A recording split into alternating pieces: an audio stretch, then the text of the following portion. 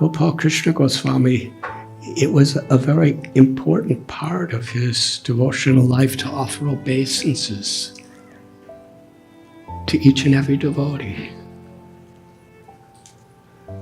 Because from a material, from a social perspective, he was in such a high position. Because these devotees were serving Srila Prabhupada, he worshipped them. I never heard of any time he ever found fault with anyone. Throughout his whole life, he didn't criticize.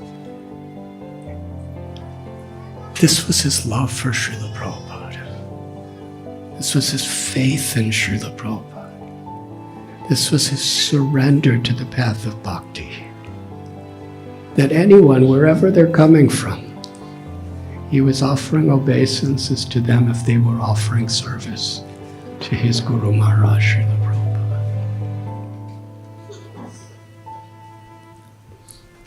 And even in later years, when he became an acharya, I believe he opened the most temple in the history.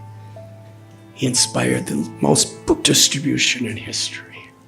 He distributed the most prasad in history. He's the senior most of all members of the GBC when he left. The chairman of the Indian Bureau, which is like the legal entity that oversees all the properties of India. He was in the Bureau from the very beginning. Such intimate association he had in the service of Srila Prabhupada.